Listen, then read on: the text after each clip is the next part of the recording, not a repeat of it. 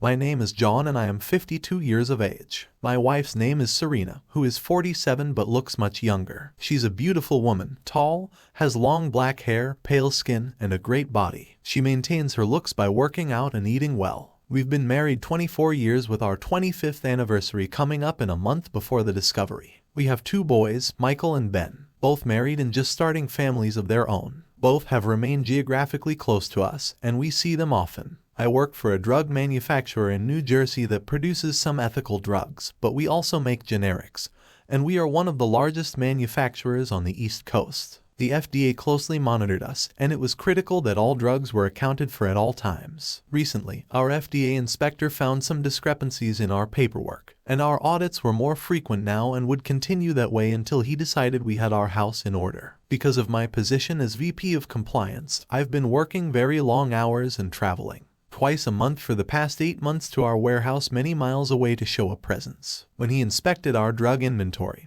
it was difficult work, but I was training 3 additional compliance techs to take over the load. It was starting to cause problems in my personal life, but we were very close to recertification and I had started to back down on my workload. I had decided that I was going to retire just as soon as I had the new techs up and running, and our certification was either complete or in the works. I wanted to do that by our anniversary. I hadn't told Sabrina as I wanted it to be a surprise. I was able to find some time at work for myself one day, so I was downtown trying to find a jeweler to do a special job for me. It was for our silver anniversary, and I was going to do something special for Serena. I found the little jewelry shop I was looking for across from the downtown down the alley off to the side. A friend that used them for a special locket he had made for his wife recommended them to me. I had something similar in mind for my wife as my anniversary present to her. I talked with the owner, a Pakistani, who had immigrated to the country over 15 years ago. His English was perfect, and the stone was a perfect clear white. I wanted to have it reset into a necklace for my wife because she always loved the diamond. He looked at the stone, made appreciative noises, and pulled out some white gold and sterling silver settings for my choice. I picked one that had 3 small diamonds surrounding a large stone that would go in the center. It was magnificent. We agreed on a price, and I gave him the ring. He took a picture of it on his scalp and made a copy for me for security. It would be ready in about 2 weeks. Perfect. As I walked back out to the main street, I glanced over to my right and saw Serena coming out of the hotel lobby, afraid that if she saw me she would ask what I was doing.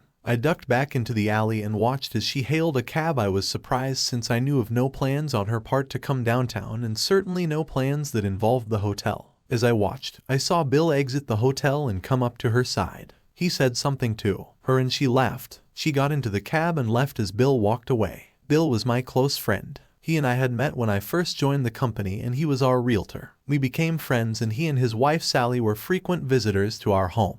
We had known them for just over 10 years, and we'd taken a few trips with them before things got a little hectic with my job. As the cab pulled away, I wondered about what I'd just seen, but decided that maybe she was planning something for me on our anniversary, and Bill was helping her. While I had no idea of what they could be doing at the hotel, I decided to wait and see how it played out. I would raise some questions at home tonight and see what she said. Serena and I lived in a large 2-story colonial in a very nice part of town. I had done quite well in my job and had a comfortable salary. I had also inherited a large sum from my parents with good advice from my investment counselor. It had grown to almost twice that amount. Serena and I had decided that we would not touch it until I decided to retire. I want to do that now, and the time looked right since our 2 children had graduated from college and moved on to their own lives. The house was way too big for us, but we loved it and continued to live there. I loved coming home to it and to her. She always had a drink ready and waiting, and we had a routine that included just talking about our day.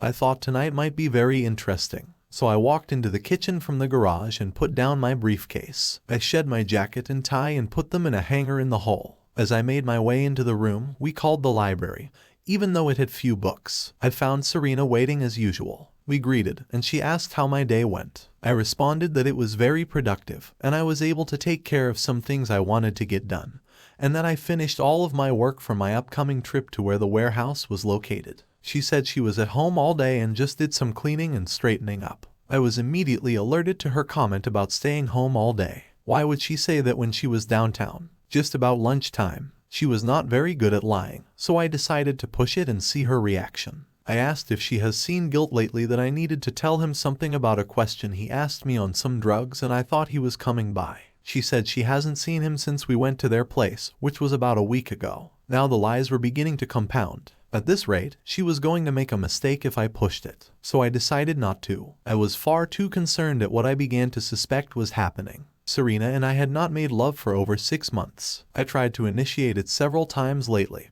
and each time she had quietly turned me down with some excuse that meant she didn't want to have sex. The last time was Sunday evening, and she pleaded a headache that came up suddenly at that time. I hadn't discussed it with her for fear of making her angry. Now I thought maybe there was another reason. So I suggested we have Bill and Sally over for dinner that week, Friday night. But she said she doesn't think she wants to have dinner that week. Maybe we can plan it for the following week. Now she knew I had to go on my trip and I hated to plan anything for one of those weeks. So I told her I have to travel next week and would rather do it this week. I then asked if she had a disagreement with Bill over something that I don't know about that she seems to be uneasy when I mention his name. Now she was really uncomfortable, so she stood up and left the room saying something about the bathroom. I considered her reactions and answers to my questions, and I knew without a doubt that she was guilty and that Bill was involved. I decided not to push her again when she came back into the room as she sat back down. I asked if she has thought about what she wants to do our anniversary next month, and then I thought of having a party here at the house with our friends Bill and Sally, Justin and Phillies, and maybe the kids and their wives, and that we could have it catered so it would be no strain on us. She said she hasn't even thought of it yet, so she doesn't know, and asked if that's what I want to do. I told her that I think that might be a good idea, and it might be fun that we both haven't been having much fun lately. And I don't know why does she asked what I meant and what kind of fun that I've been working so hard in. We don't have a lot of time to do much with my trip every other week or so. I then asked about our love life and said I haven't been too tired for that, but she's not been in the mood for the last 6 months. And I don't know what's going on, but she seems to have no interest in me anymore. She replied that she's not been feeling well, and I know that, and that it was me that wasn't in the mood. She was angry, and not because of my attack. She was angry because I was right and she wasn't going to tell me why. I now almost knew for sure. I told her I was sorry and I'll back off. I guess she have her reasons even though I don't know what they are. And I'll make all the plans for the anniversary dinner next month and she can just relax and let me do the wording. I apologized about the crack about our sex life and told her I'll just wait until she tells me when she's feeling better. With that, I got up and left the room. I went into my study and turned on the TV. There was nothing on I wanted to watch, but I needed the time to decide what to do. I decided that my trip next week was the key. She and Bill would be too cautious to do anything. I was home since she was now alert to my awakened suspicions. She certainly didn't think I knew anything, but she couldn't be 100% sure. The next day was Thursday and I went into work and made a phone call to a friend of mine in the electronics industry. He and I had worked together on some projects and I knew him well enough to confide in him. I told him what I needed and he told me what to buy. I called the supply store he recommended and gave them the order. It was delivered to my office that afternoon. It helps to have friends in the right places. My plan was simple. I had 10 voice-activated bugs, all small and innocent looking and easy to plant. I also had 2 receivers, one single-channel battery-operated that had a range of up to a mile, and one with a range of just fewer than 300 feet. The short-range one would go into the house to monitor all the bugs, but one in each room. The other bug would go into her purse and the receiver would be in her car. That way, if she went anywhere in her car, the bug would pick up her conversations in the car, and anywhere she carried her purse and the receiver in the trunk would record up to 5 hours, add up to a mile away. I placed all the bugs that evening while she went to the store and set the recorder up in the workshop in the basement. I turned on the radio in the spare bedroom and went down to the workshop to listen. Perfect. I thought that I would have to wait until she went to bed to plant the one in her car and her purse. Fortunately, she fell asleep early on the couch in the living room, so I glued the bug in her purse right then and there and took the recorder to her car. I set it up in the trunk and again did a test. All worked perfectly. Now I was ready. Friday went by at a snail's pace. I wanted so desperately to listen to what was happening in the house, but knew I would have to wait until after dinner to check. I was divided about what I expected to hear. On one hand, I wanted nothing to be on the tape. I wanted my world to remain just as it was, dull, boring, but safe, and with a wife who was still true to me in our marriage. On the other hand, I expected to find that was not the case, and that she was cheating on me. That got me to thinking, why would she cheat? Why had she suddenly stopped her love life? What was the problem? And why wouldn't she come to me to see if we could solve our problems? We had been married 25 years, and as far as I knew, the first 24 had been wonderful years for both of us. We were very much in love and we had a great life. What had changed? Maybe nothing had changed, and I had simply been unaware of her actions. I thought about it all afternoon but found no answers. That night our dinner conversation was non-existent and we missed our "how was your day" conversation earlier. She was very moody and seemed to be in another world. I was keyed up and nervous about what I was going to find later. We passed the evening without any more than the mandatory exchanges. She finally said she was going to bed early and went up the stairs to our bedroom. I waited for about an hour and walked up the stairs to look in on her. Her breathing indicated sleep and I went downstairs to the shop. I looked at the recorder and noted it had recorded something. I rewound it with a touch and pushed play. At first I heard the sounds of the phone ringing. It was very clear and I knew the recorder was working perfectly. I heard Serena answer. From then on I only had her side of the conversation, but I could read between the lines. It went like this: "Hello. Why are you calling me now? What do you want? No, you know I won't meet you today or tomorrow. I won't do anything now until he goes out of town. Yes, same time and place. Goodbye." After that there was nothing else except a call from one of our kids that she took. Later that morning, there were no further calls that afternoon, and she didn't leave the house, so I didn't need to check the car recorder. I didn't need to check anything else, period. I stayed away from her as much as possible that weekend. I was so angry deep in my soul that I knew I had to avoid her. I knew that she and Bill would meet again, and in spite of the pain, I needed to convince myself that I should confirm what I already knew and not stop them. I had enough to know for sure what they had done, but I needed more to convince a lawyer. I wanted to wait until after our anniversary party to tell her what I knew, and I had a plan that would make this anniversary very special. The following Wednesday morning,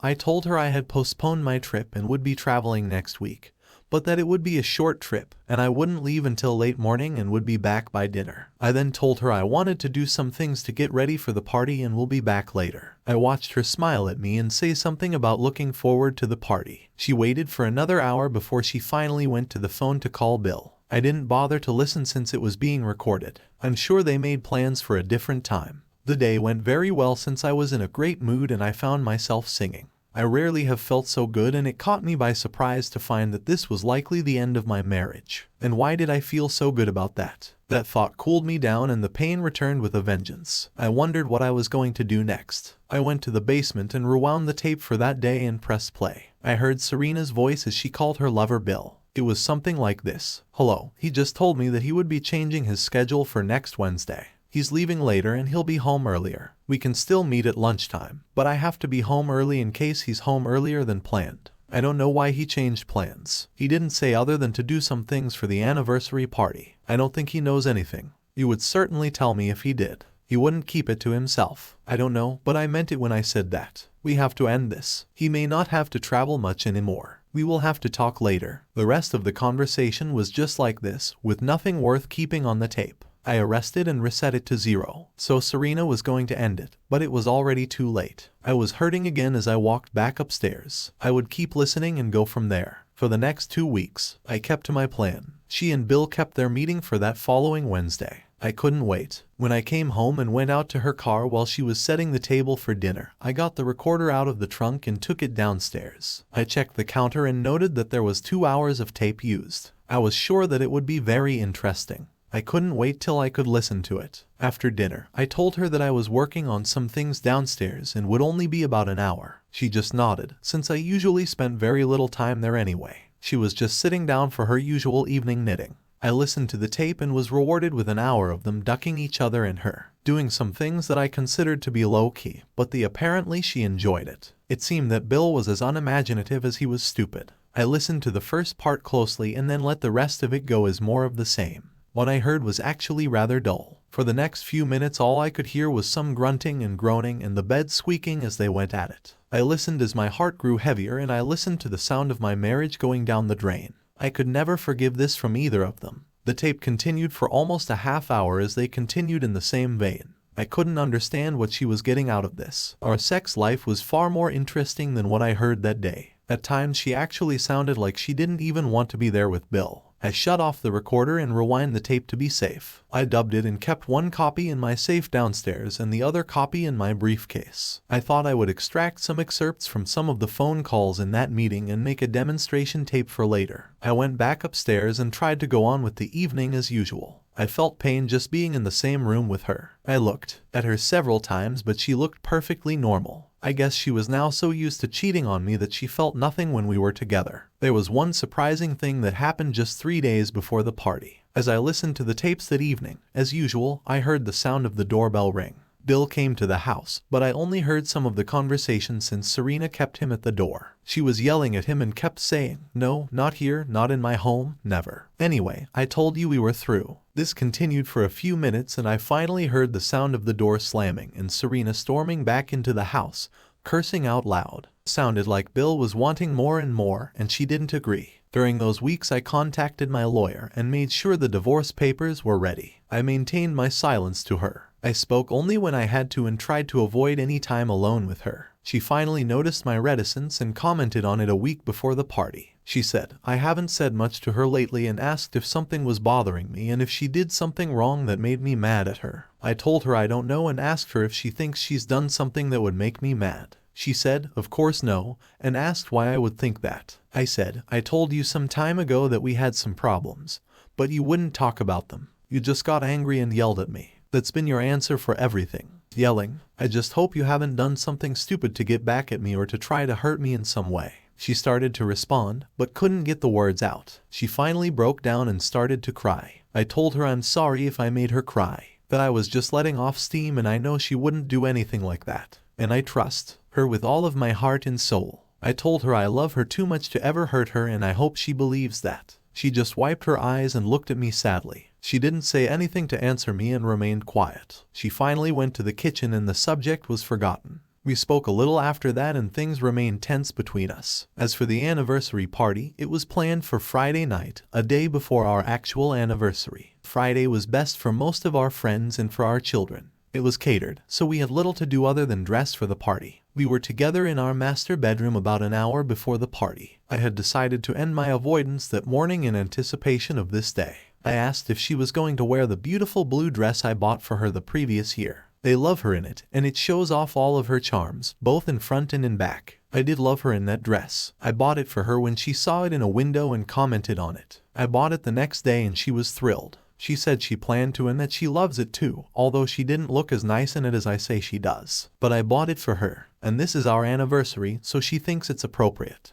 Then she asked what I will be wearing. I told her it's just a shirt and tie with a sports jacket that I didn't want to distract anyone's attention from her. She blushed with pleasure and smiled for the first time in a long time. I wanted her to smile and be happy for the anniversary party. I wanted this anniversary to be remembered long afterwards. The first guests were to arrive at 7 o'clock and we were dressed and ready by 6:45. I looked at her in that blue dress and I choked up. Tears came to my eyes as I looked at her. I had loved this woman for almost all of my adult life. She had been my life and I was about to lose her. The pain was so intense that I had to sit down for a minute before my legs collapsed. I wanted to give her my gift now. The more wonderful things she had to remember from this day, the better. I told her that before we go down to our guests, I want to give her my present now. And I wanted her to have it for the party tonight. So I went to the dresser and pulled out the gold box the jeweler had given me. I took the necklace and moved behind her to fascinate about her neck. She moved to the mirror to see herself. She said it was absolutely beautiful and thanked me for it and said she loved it and will treasure it forever. She turned to show me and moved to give me a kiss of thanks. We shared the moment and moved to go downstairs. As I followed her down the stairs, I thought of what I had told her. It was true that I did love her. That was the sad truth and one that I had the most trouble with over the past weeks. I knew that while I loved her, I couldn't forgive her betrayal and her failure to confide in me and try to save our marriage. She turned her back on our marriage vows and on me and turned to another man, a man that I trusted and respected and who I would have done almost anything for. That betrayal from two of the people that I trusted most in this world was so great that I found myself struggling for breath each time I thought of it. But when I thought that, I listened again to the tape of their afternoon together and found the strength to do what I planned on doing. Everything seemed to be in place and the caterer was ready. We expected 8 others, including our 2 children, as well as Bill and his wife and another couple we spent time with, as luck would have it. Bill and Sally were the first couple to arrive. I shook hands with Bill as Sally went to Serena and embraced her. These were two of our oldest friends, and this evening should be a time of celebration. I just didn't feel that much like celebrating. But I had no choice. Bill congratulated me and said I have the best of everything. A beautiful home, wonderful children, and a beautiful wife. And what more could I ask for? I just thanked him and said, Serena and I have been very happy for the last 25 years. But things are not always what they seem. And he knows what I mean. With that, I turned to Sally and held out my hands for a hug. She was cute, but had grown heavy with the years. She once was a beauty, but now was simply a typical dowdy housewife, overweight and plain. She congratulated me and wished us more years of happiness. I thanked her and said, I wish I could count on more years together, but that may not be in the cards. I said this to her quietly so that only her could hear me. She looked at me in surprise, but I just shook my head to let her know that now wasn't the time. She took Bill by the hand and led him away to the bar for drinks. I watched them go and turned to look at Serena. She just stood there looking at me and asked what I said to Sally to make her react like that. I told her to just enjoy the party and we'll have time to talk later that tonight. I just want to enjoy our friends and our children and that this is our 25th anniversary. And we have had 24 wonderful years together. At that minute, the doorbell rang and we were ready for the next guests. Our son Michael and his wife Julie came in, followed by Justin and Phyllis, and our other son Ben, and his wife Carrie. We quickly became immersed in the congratulations of our friends and children. Things soon became chaotic, and Serena and I were separated to mingle with groups of people waiting to talk to us about our party, our house, and our anniversary. The evening went quickly, and we had a wonderful dinner planned, catered, and served by experts. Everything was perfect except for 3 of us during the evening. I watched Bill and Serena. They circle each other several times, but were unable to find a minute alone to talk. I saw her finally grab his elbow and draw him into a corner. I watched as she spoke earnestly to him for a minute. He had a huge smile on his face that quickly began to fade. He listened and quickly glanced up to see me watching them. I looked at him for a second and turned away. I don't know what happened after that as my son Michael accosted me to talk about our plans. I was vague and told him we hadn't really made any. I kept myself occupied with Justin and Phyllis and my sons and their wives as long as I could until it was time for dinner. It was announced and we all filed in.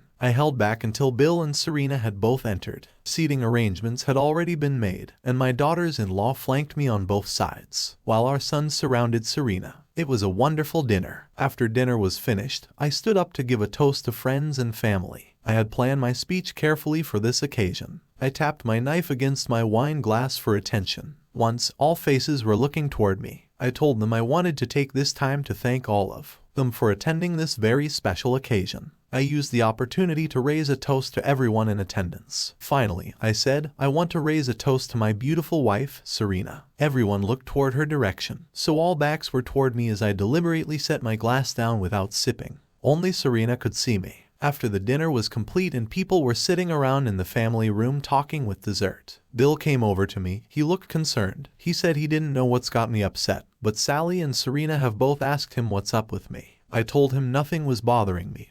And I asked, why does he and the ladies think something is wrong, and what have I done to make them think that? He said he doesn't know what they think, but I have been kind of out of sorts with him that evening, and that if something was bothering me, he would like to talk to me about it and maybe try to help me. I just told him there's something that I could use his help and advice with. So if he and Sally are free tomorrow morning about 8:30, they should come over for some breakfast and we'll talk. I could use Sally's input as well. I know it's early, but it's really important and I would really like his help. He said sure, they can come, but I should give him a hint and he can keep a secret if that's it. But I told him not to worry, that it was job related. But it is a surprise, and I would like to tell everyone at the same time, and I'm not even going to tell Serena tonight. He finally agreed, accepting that he was going to get nothing more out of me tonight. I clapped him on the back and moved away to speak with Ben. I watched Bill talk first to Sally and then to Serena. They seemed to think that I had a surprise concerning my job that I was keeping, and Serena seemed to relax considerably. The party was winding down, and the guests were all preparing to leave. I circulated the room and spoke with everyone, saying good night and thanks. I was anxious for the evening to end since it had been painful to me from the beginning.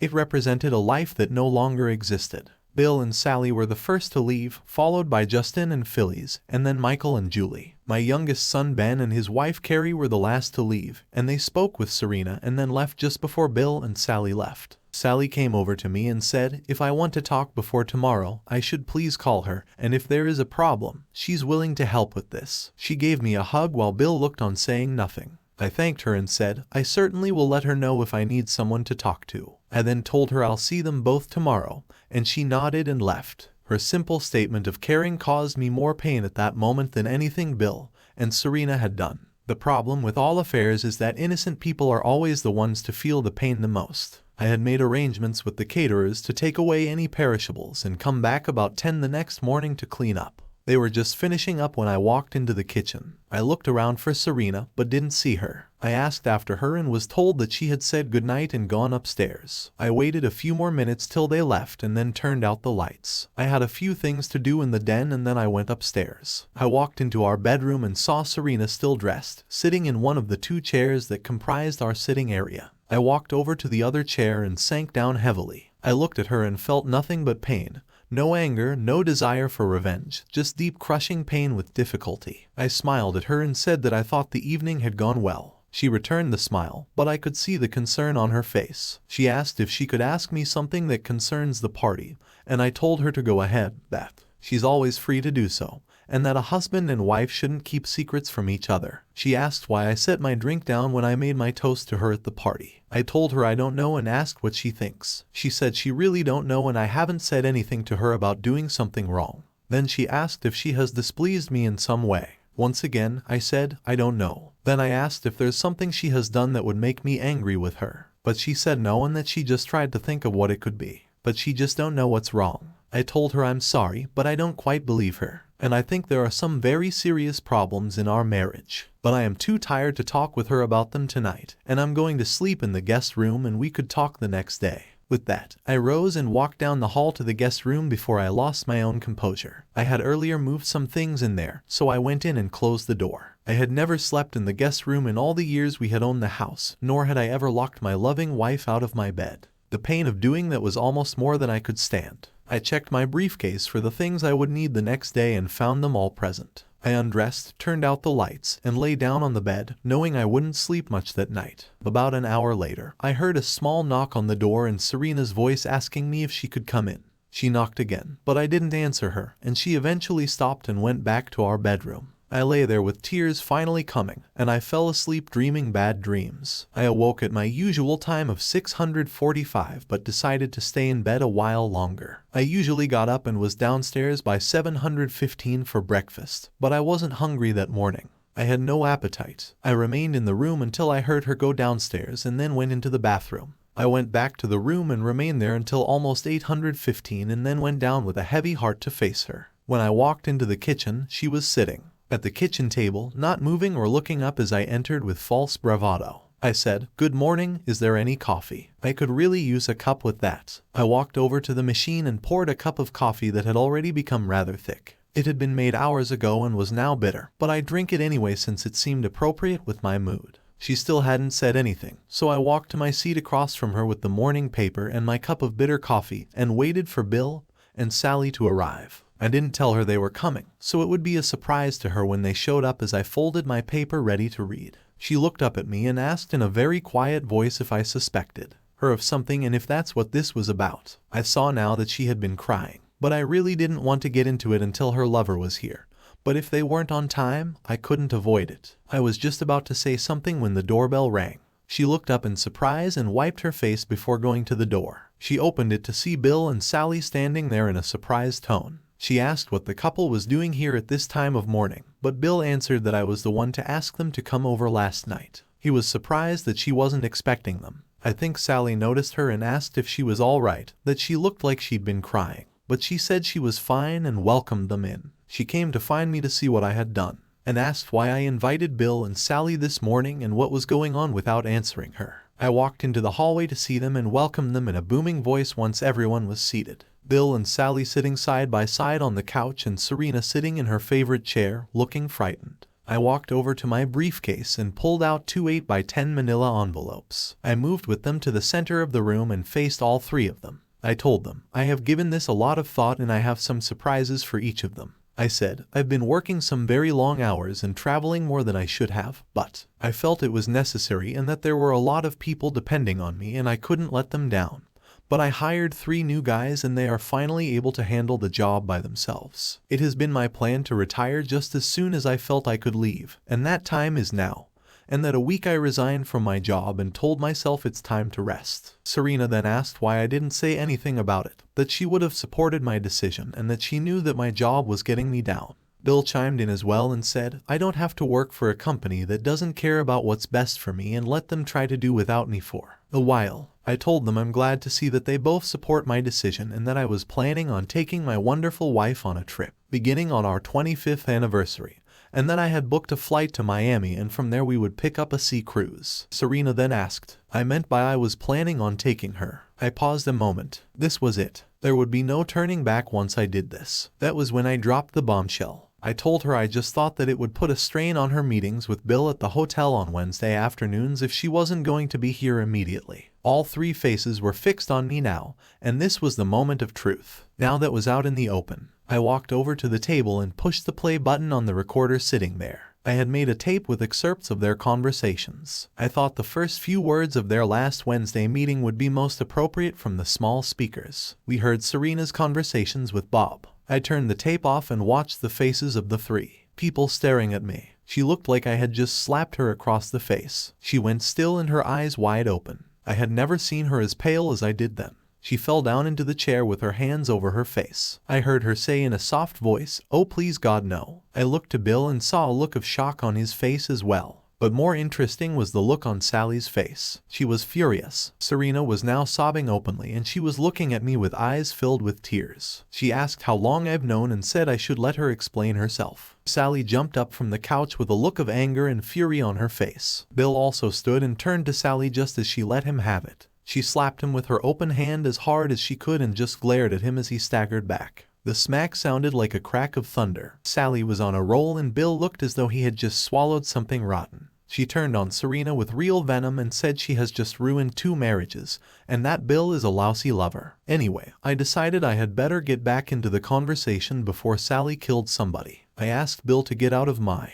house right now and I never want to see or speak to him again and that he was supposed to be my friend but he stabbed me in the back. I told Sally that I have something for her and that she will want to take. It was a complete record of phone calls between the two of them and it is very graphic in some spots. It should help her if she intends to divorce him. So I handed her a bulky 8x10 manila envelope. She took the envelope and stormed out of the house with Bill trailing along behind her. He seemed complete, confused, and lost. I really hoped Sally would make his life a living hell from that point on. I turned to Serena, who had been standing still, sobbing and watching the whole sorry thing between Bill and Sally. She must know by now that she had destroyed Bill and Sally's marriage. I congratulated her and told her Bill and Sally were 2 of our oldest friends and she has succeeded in destroying both of their lives and I hope it was worth it and that Sally was a wonderful kind woman who didn't deserve what she and Bill did to her. She continued crying saying I have to let her explain. She said I've been so busy and she was so alone and Bill was only trying to be a good friend and that they just took it too far and that it won't happen again, and I have to forgive her and let her make it up to me. I waited patiently till she finished. It was no more than I expected from her. I told her that after I discovered her affair, I did a lot of thinking. I went through days of pain because of her betrayal. I wondered what she was capable of and whether she had done this before with others. I wondered whether I could live without her if I were to leave her, and I wondered about the boys and what they would think. She cried and said, "We don't have to tell the boys." And she has never done anything like this before with anybody else. That she and Bill only met a few times in only the last 2 months or so. And I have to believe her when she says she loves me and wants to be with only me. She added that Bill was just there when I was gone and he complimented her and the way she looked and he was so friendly and that she was so lonely and he was there for her. I told her I understood what she did but not why she thought it was acceptable to do it and I could have forgiven her if she had come to me and insisted that we try to find out what was wrong in our marriage. I could have accepted it if she had confronted me and insisted that we go for counseling. But she never bothered and she never tried to fight for our marriage, even when I asked her about it. Now she just turned to another man and gave him everything she promised only to me, and I can't forgive that now or ever with that. I handed her the second of the 2 envelopes. I told her these are divorce papers. I had them made out last week after I quit my job and that she'll be well taken care of. I told her I wanted the divorce to be simple and quick and that if she doesn't contest it, I'll leave for the house and a nice sum of money. But if she tests it, I'll use everything I have from her affair in court, and I will fight to take everything and leave her with nothing. Serena fell to her knees with her head down and tears coursing down her face. She was screaming, Please, John, I'm sorry. Let me try to make it up to you. You have to give me a chance to make it right. I then told her I was leaving for what was to have been our anniversary trip, and that I left instructions with my attorney on how to reach me and how to handle the divorce, and I do not intend to see or speak to her again. And I will call the boys and let them know how to reach me. Finally, I said I have written a letter to each of our sons, and I have told them exactly what happened and how she betrayed me. And if she fights this divorce, I will send those letters. But if she accepts my terms, they will never see them. But in the meantime, I will tell the boys that she and I had some problems and that our marriage is over and we have grown apart and decided to separate. And I will trust that they won't think too badly of me. Serena was now completely shattered. She had dropped to the floor and lay there sobbing with her arms over her head. I looked at her but couldn't feel anything. I could only remember her words to Bill as they betrayed me in that hotel room. That memory was enough to give me the strength to turn away and walk out of the house. I could still hear her sobbing as I walked out the door of the house we had raised a family in. I had the tickets to Miami and reservations at a hotel, and enough money to last me in style for the rest of my life. I intended to make the most of it. I wanted a new beginning and I hoped with time I could get back. I had lost my innocence and my trusting nature. I was so very tired. I was tired of people who claimed to be my friend and then fucked me behind my back. I was tired of trying to maintain a broken marriage when my wife couldn't even tell me that there was a problem or let me know that we were in trouble. She put her own pleasure and needs ahead of mine.